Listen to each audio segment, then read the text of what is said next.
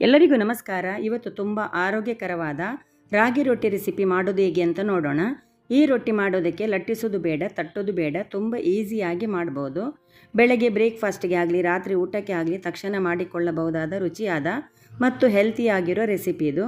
ನೀವು ಒಂದು ಸಲ ಇದನ್ನು ಮಾಡಿಯೇ ನೋಡಬೇಕು. ತಿಂದ ಮೇಲೆ ಖಂಡಿತ ಹೇಳ್ತೀರಾ ಇಷ್ಟು ರುಚಿಯಾದ ಈ ರೀತಿ ರೊಟ್ಟಿ ನಾವು ಯಾವತ್ತೂ ತಿಂದಿಲ್ಲ ಅಂತ. ಹಾಗೆಯೇ ನಮ್ಮ ಚಾನಲ್ನಲ್ಲಿ ಇರುವ ಇತರ ರೆಸಿಪಿಗಳನ್ನು ಕೂಡ ಟ್ರೈ ಮಾಡಿ ನೋಡಿ.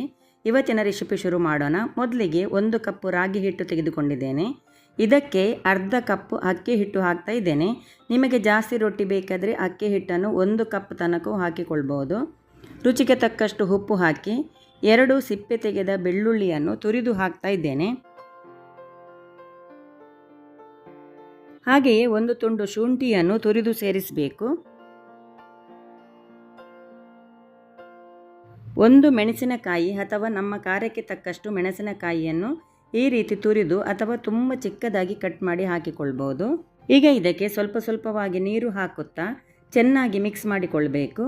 ಒಮ್ಮೆಲೆ ಜಾಸ್ತಿ ನೀರು ಹಾಕಿದರೆ ಹಿಟ್ಟು ಸರಿಯಾಗಿ ಮಿಕ್ಸ್ ಆಗೋದಿಲ್ಲ, ಗಂಟು ಗಂಟಾಗಿರ್ತದೆ. ಹಾಗಾಗಿ ಮಿಕ್ಸ್ ಮಾಡುತ್ತಾ ನಿಧಾನವಾಗಿ ಸ್ವಲ್ಪ ಸ್ವಲ್ಪ ನೀರನ್ನು ಸೇರಿಸಿಕೊಳ್ಬೇಕು. ಹಿಟ್ಟನ್ನು ಈ ರೀತಿಯಾಗಿ ಚೆನ್ನಾಗಿ ಮಿಕ್ಸ್ ಮಾಡಿ ಸೈಡಿಗೆ ಇಟ್ಟುಕೊಳ್ಳಿ. 2 ಆಲೂಗಡ್ಡೆಯನ್ನು ಮೊದಲೇ ಬೇಯಿಸಿ ಇಟ್ಟಿದ್ದೆ. ಇದೀಗ ಸಿಪ್ಪೆ ತೆಗೆದು ತುರಿದುಕೊಳ್ಬೇಕು. ಬೆಳಿಗ್ಗೆ ಬೇಗ ಅರ್ಜೆಂಟಿಗೆ ಆಲೂಗಡ್ಡೆ ಬೇಯಿಸಿ ಎಲ್ಲ ಮಾಡೋದು ಕಷ್ಟ ಅನಿಸಿದರೆ ಹಿಂದಿನ ದಿನವೇ ಆಲೂಗಡ್ಡೆ ಬೇಯಿಸಿ ಫ್ರಿಜ್ಜಿನಲ್ಲಿ ಇಟ್ಕೊಳ್ಬೋದು. ಆಲೂಗಡ್ಡೆಯನ್ನು ಈ ರೀತಿ ದೊಡ್ಡ ಗ್ರೇಟರಲ್ಲಿ ತುರಿದುಕೊಳ್ಬೇಕು. ತುರಿದ ಆಲೂಗಡ್ಡೆ ಮತ್ತು ಸ್ವಲ್ಪ ಕಟ್ ಮಾಡಿದ ಕೊತ್ತಂಬರಿ ಸೊಪ್ಪನ್ನು ಸೇರಿಸಿ ಆಲೂಗಡ್ಡೆ ತುಂಬ ಪುಡಿ ಆಗದಂತೆ ನಿಧಾನವಾಗಿ ಮಿಕ್ಸ್ ಮಾಡಿಕೊಳ್ಬೇಕು. ತುರಿದ ಆಲೂಗಡ್ಡೆ ಸೇರಿಸಿದ ನಂತರ ಹಿಟ್ಟು ಸ್ವಲ್ಪ ದಪ್ಪವಾಗಿರ್ತದೆ. ಅದರಿಂದ ಅಗತ್ಯವಿದ್ದಷ್ಟು ಸ್ವಲ್ಪ ನೀರನ್ನು ಸೇರಿಸಿ ಮಿಕ್ಸ್ ಮಾಡಿಕೊಳ್ಳಿ. ಹಾಗೆ ಇದಕ್ಕೆ 1/4 ಚಮಚ ಜೀರಿಗೆ ಸೇರಿಸಿ. ಹಿಟ್ಟು ತುಂಬ ದಪ್ಪವಾಗಿಯೂ ಇರಬಾರದು, ತುಂಬ ತೆಳುವಾಗಿಯೂ ಇರಬಾರದು, ಮಧ್ಯಮ ಗಟ್ಟಿತನದಲ್ಲಿರಬೇಕು. ಇದಕ್ಕೆ 1 ಚಿಕ್ಕದಾಗಿ ಕಟ್ ಮಾಡಿದ ಈರುಳ್ಳಿಯನ್ನು ಸೇರಿಸಿ ಇನ್ನೊಮ್ಮೆ ಮಿಕ್ಸ್ ಮಾಡಿದರೆ ಈಗ ಹಿಟ್ಟು ರೆಡಿಯಾಗಿದೆ.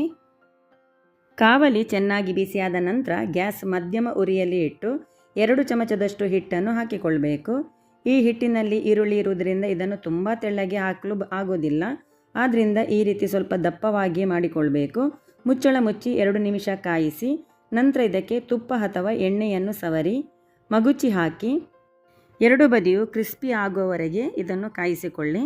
ಈ ಹಿಟ್ಟನ್ನು ದೋಸೆ ರೀತಿಯಲ್ಲಿ ಹಾಕಿದರೂ ಬೇಯುತ್ತಾ ಬಂದಂತೆ ರೊಟ್ಟಿ ರೀತಿಗೆ ಬರ್ತದೆ. ತಿನ್ನುವಾಗ ಇದರಲ್ಲಿರುವ ಆಲೂಗಡ್ಡೆ ತುಂಬ ಕ್ರಿಸ್ಪಿಯಾಗಿ ತಿನ್ನಲಿಕ್ಕೆ ತುಂಬ ರುಚಿಯಾಗಿರ್ತದೆ.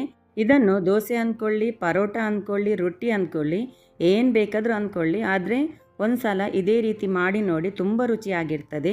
ನೀವೇ ಹೇಳ್ತೀರಾ ಈ ರೀತಿ ರೊಟ್ಟಿ ನಾವು ಯಾವತ್ತೂ ತಿಂದಿಲ್ಲ. ಹಾಗೆ ಇವತ್ತಿನ ಈ ರೆಸಿಪಿ ನಿಮಗೆ ಇಷ್ಟವಾಗಿದ್ದರೆ ದಯವಿಟ್ಟು ಲೈಕ್ ಮಾಡಿ, ಶೇರ್ ಮಾಡಿ. ವಿಡಿಯೋ ನೋಡಿದ್ದಕ್ಕೆ ಧನ್ಯವಾದ.